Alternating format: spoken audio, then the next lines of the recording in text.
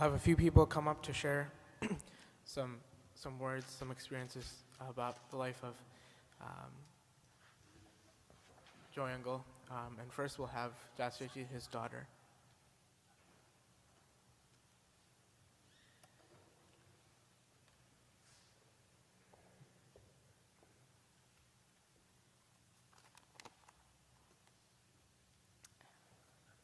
First off, I just want to thank you all for coming.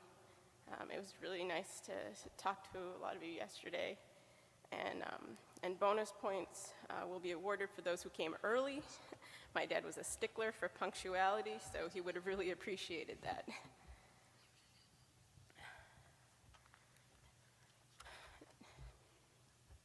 Dad, Joy, Joey, Kunyanya, Willi Kochetan, Joy Chetan, Joy Uncle, Achachan, Alian, Appa.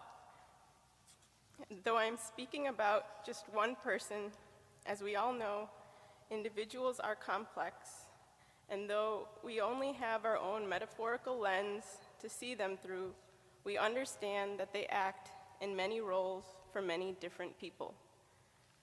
For me, he was a proud father, a corny jokester, a welcoming host to all our friends, a proficient cutter and server of all Kerala fruit, particularly pineapple, a strict instructor of 28,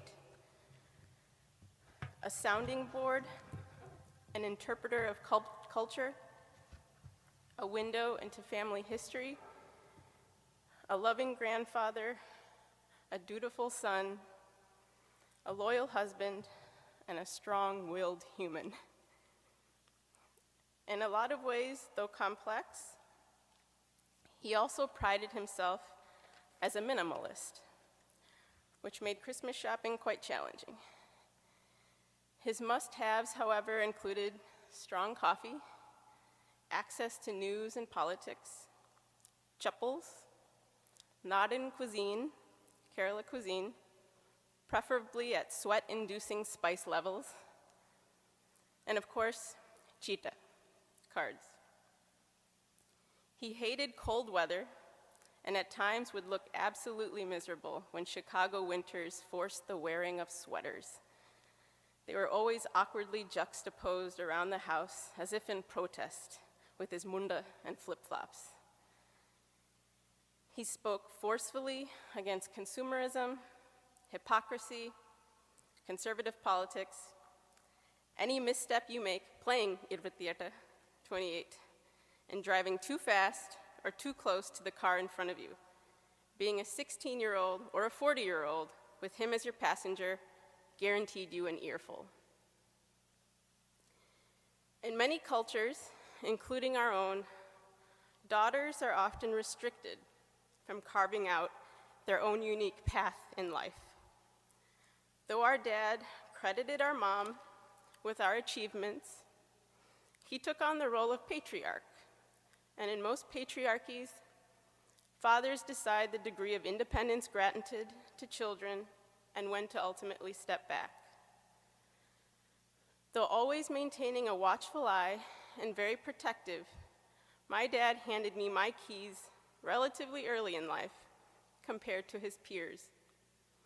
Of course, I arguably made a good case for myself and may have forced his hand a little, but he did know where he had influence and when he didn't. One of the biggest decisions for which he opened the doors was Jeff. He never told me who I should marry, who I cannot marry. He simply told me what might be easier, what might prove difficult, but most importantly, that such a lifelong commitment was intrinsically tied to my happiness and must be my own to make. Pretty progressive for a self-proclaimed farmer's son from Kerala.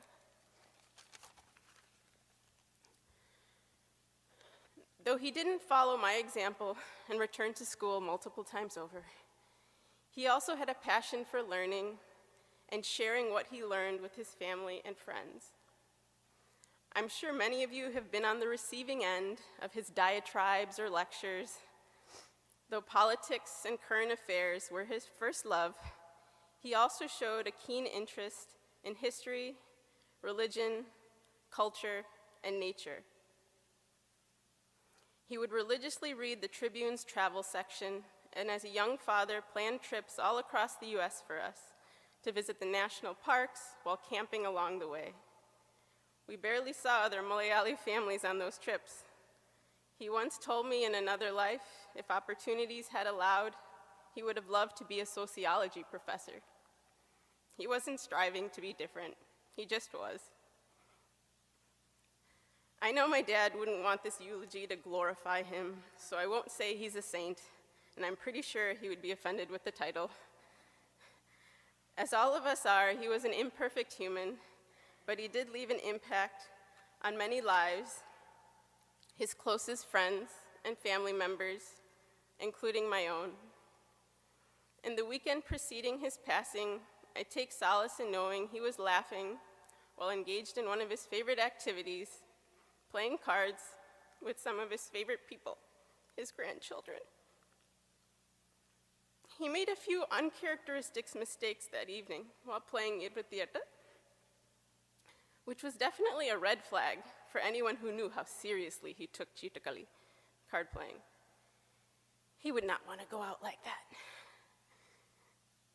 He always said he would never live as long as his mother, and at 98, that's a hard one to beat.